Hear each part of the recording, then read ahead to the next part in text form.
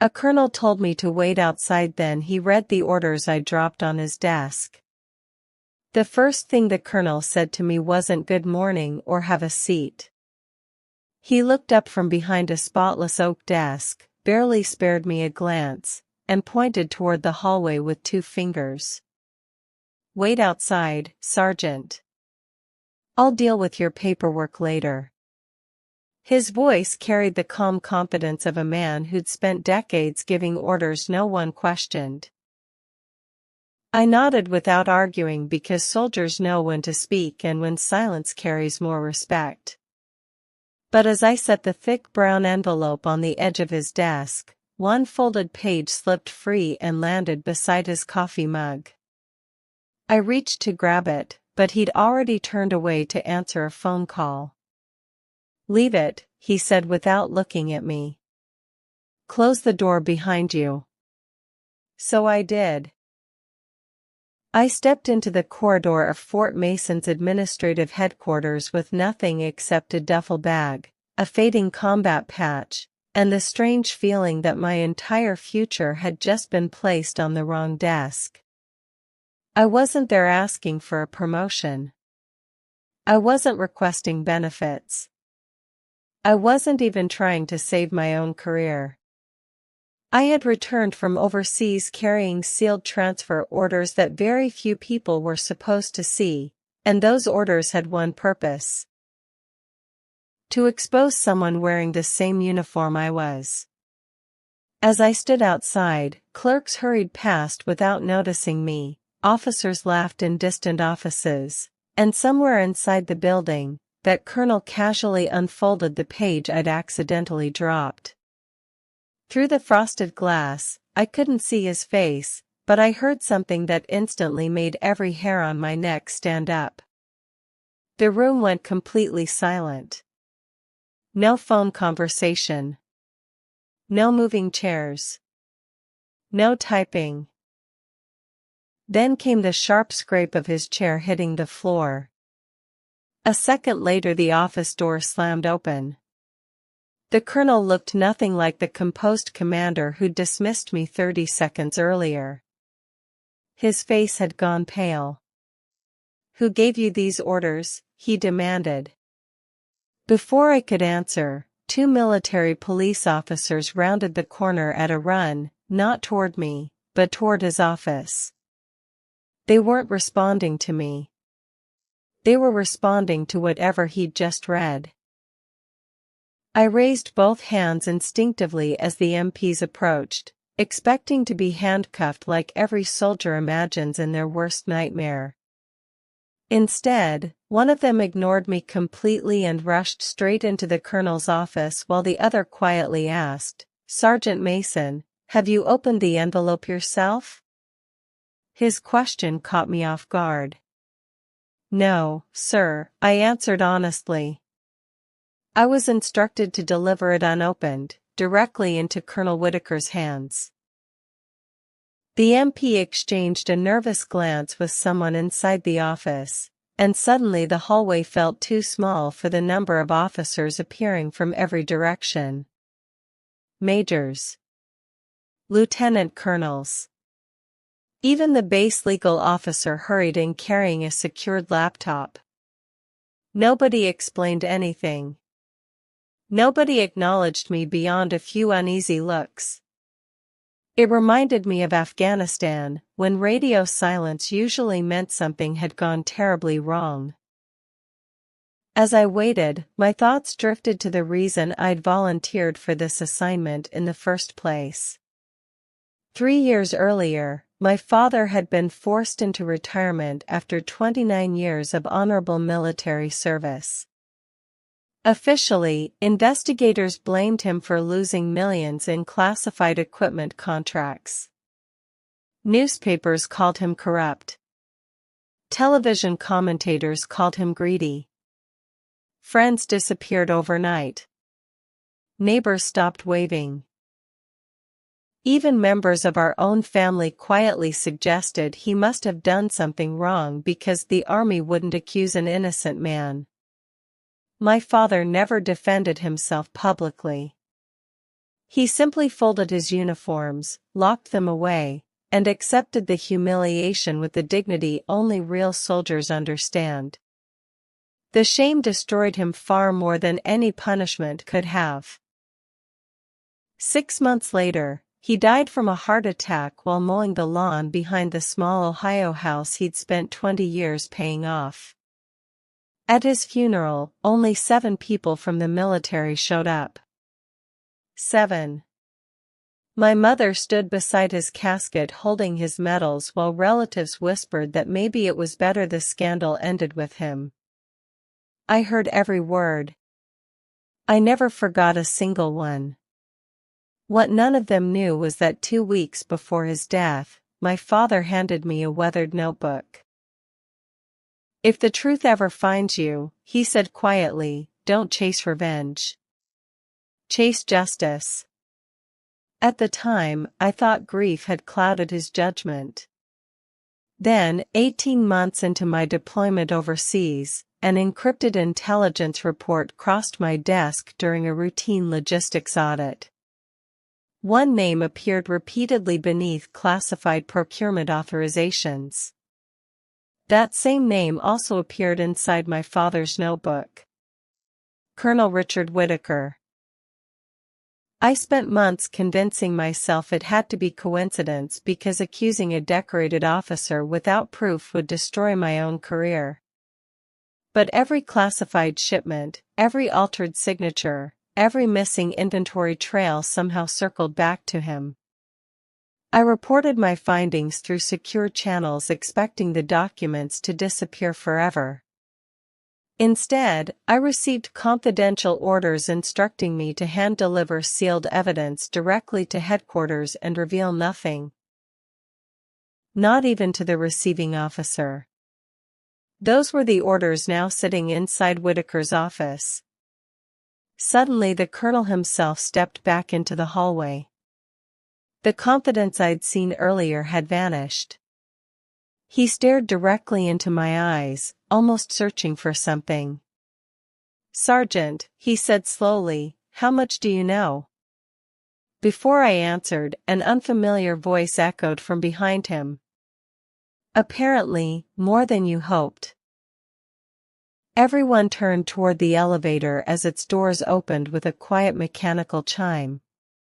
A gray-haired 4-star general stepped out flanked by 2 civilians in dark suits and an older woman carrying a leather briefcase handcuffed to her wrist. The hallway instantly snapped into attention. Conversations died. Boots clicked together. Even Colonel Whitaker straightened so quickly he nearly stumbled.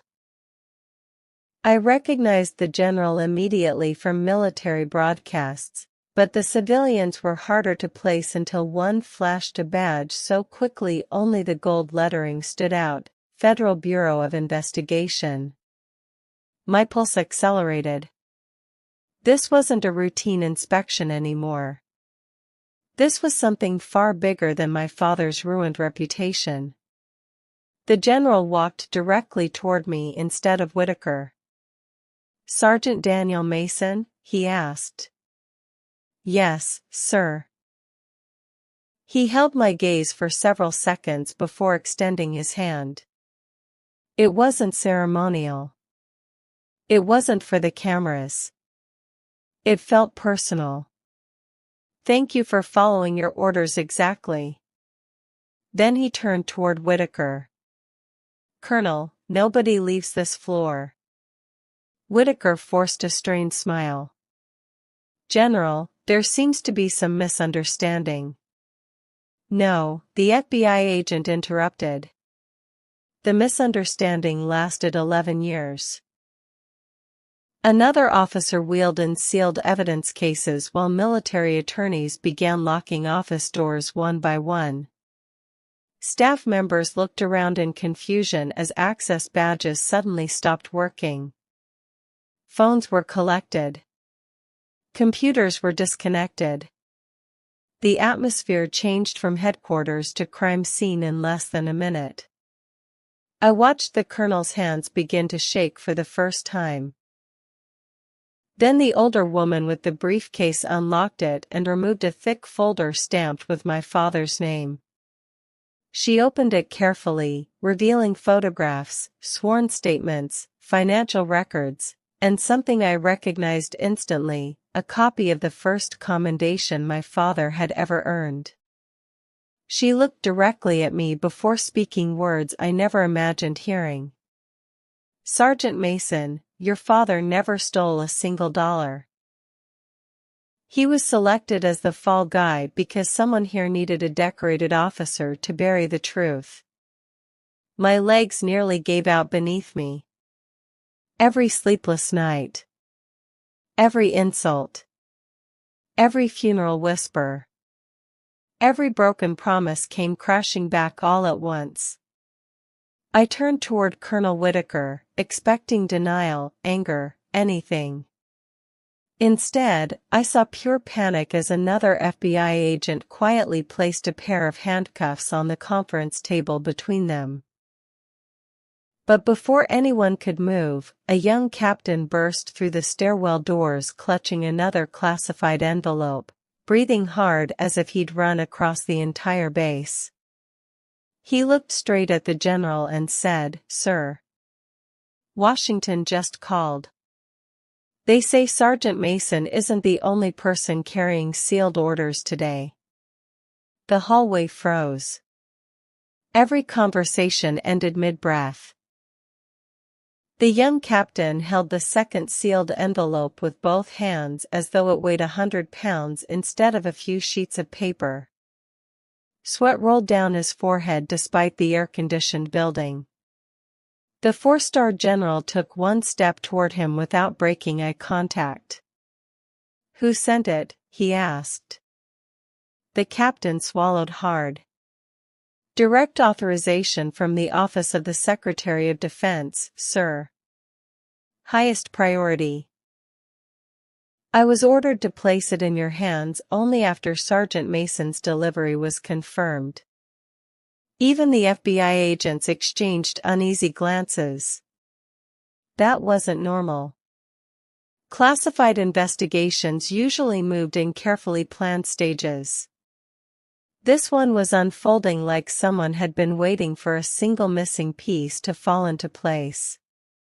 The general carefully broke the security seal while everyone watched in silence.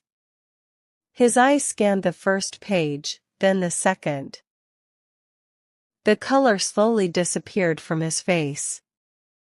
He looked at Colonel Whitaker, then at me, and finally toward the legal officer standing near the conference room.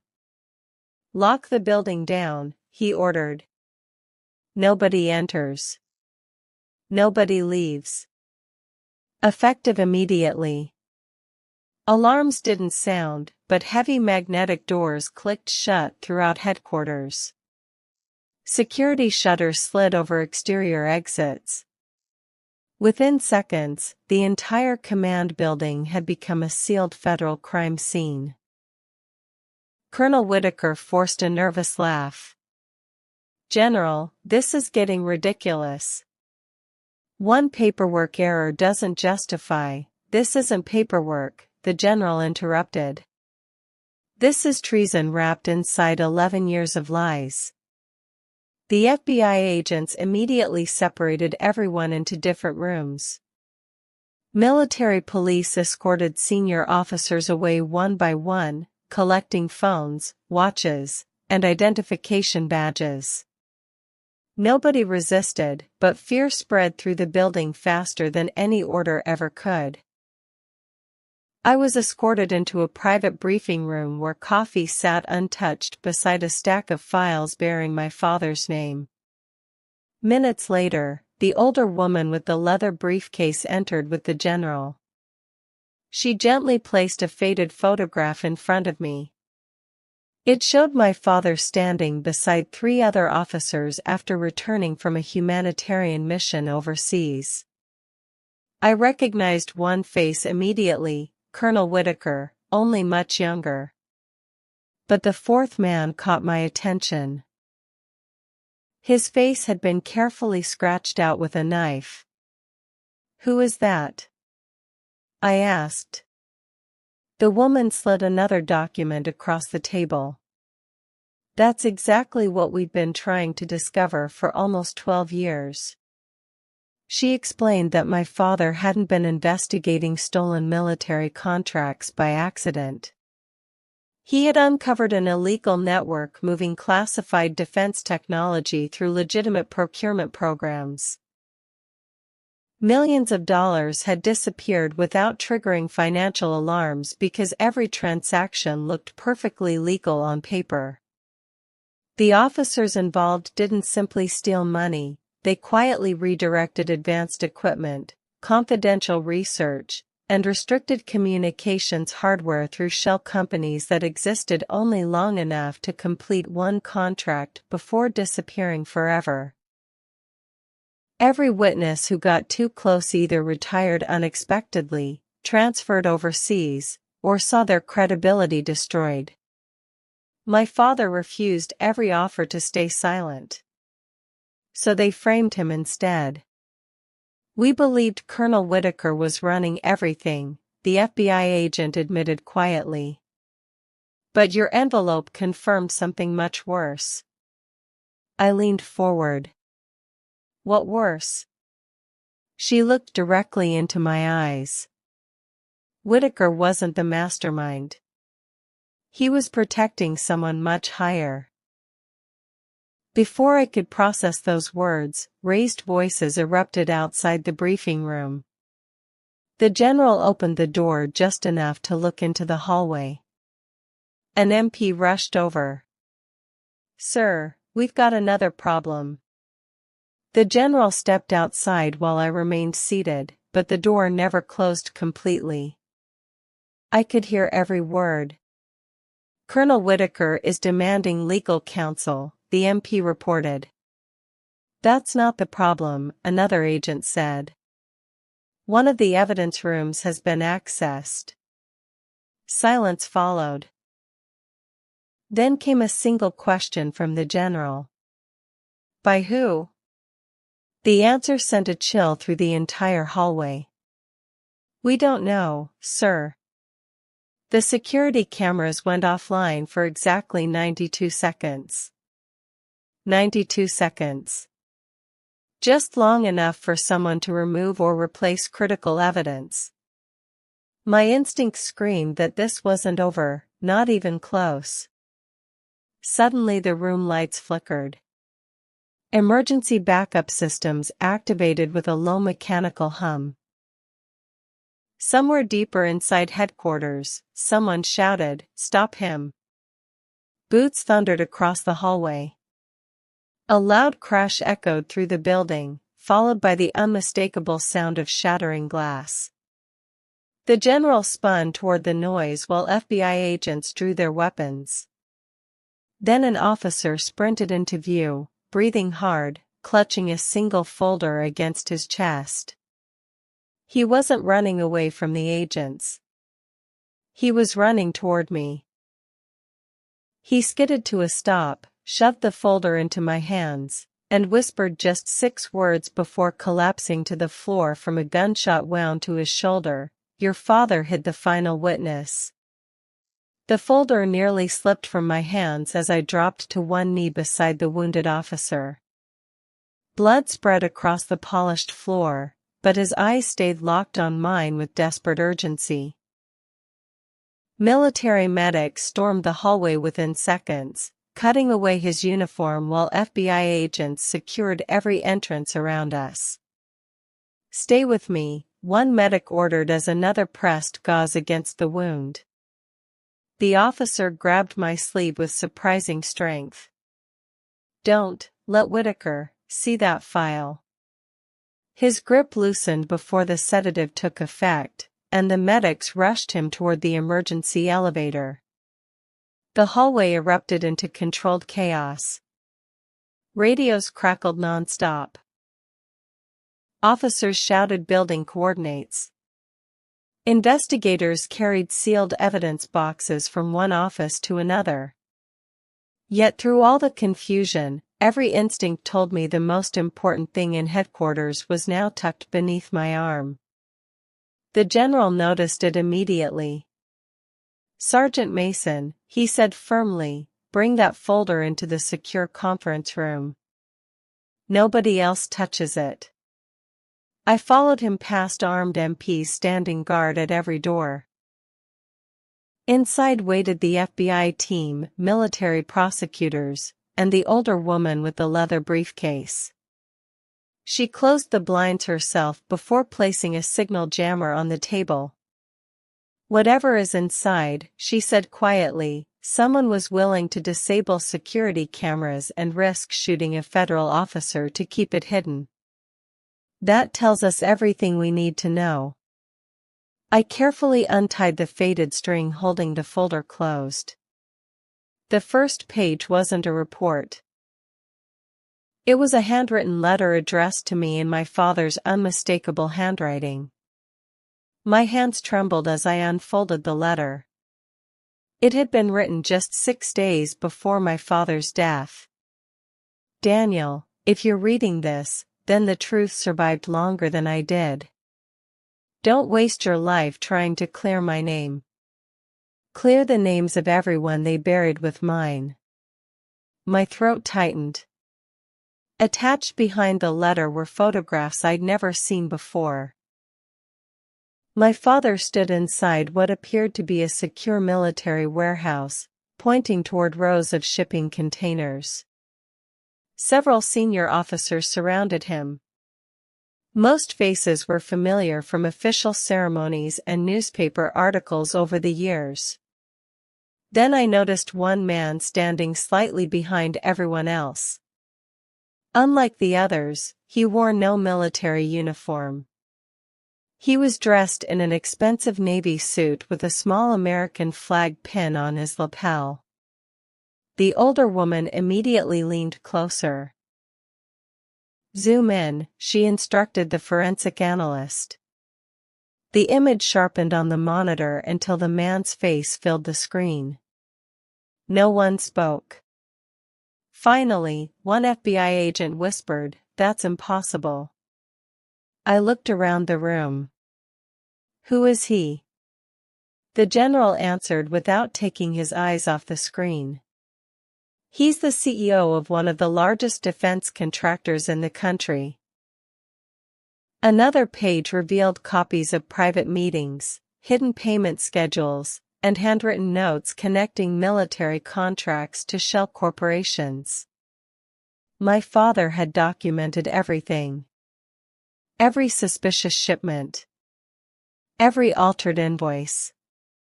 Every unofficial meeting. But one page stood out from the rest. It contained only a date, a location, and one sentence written in red ink: "The witness will never testify unless Daniel finds him first." My heartbeat quickened. "The final witness," I whispered. The room fell silent. The general slowly nodded. "Your father wasn't protecting evidence," he said.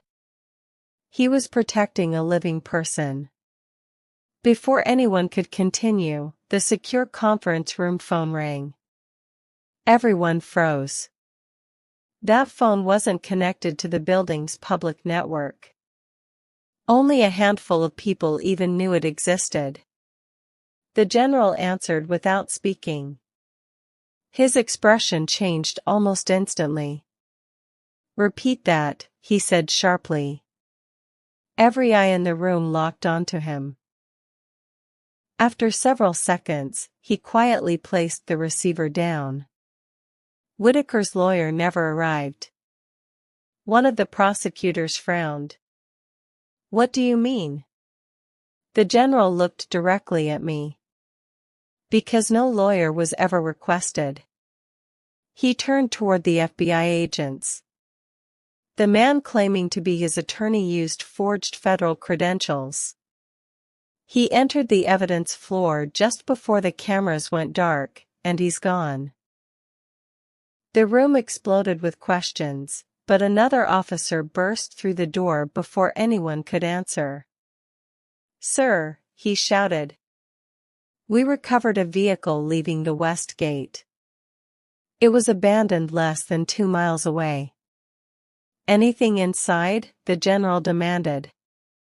The officer swallowed hard. Yes, sir. A burned laptop, fake identification, and a photograph. He handed the evidence bag across the table. I felt the blood drain from my face as I looked inside. The photograph showed me leaving my mother's house just 3 days before reporting to headquarters. Someone had been watching me long before I ever walked into Colonel Whitaker's office. On the back of the photo, written in black marker, were 8 chilling words: "He's already looking for the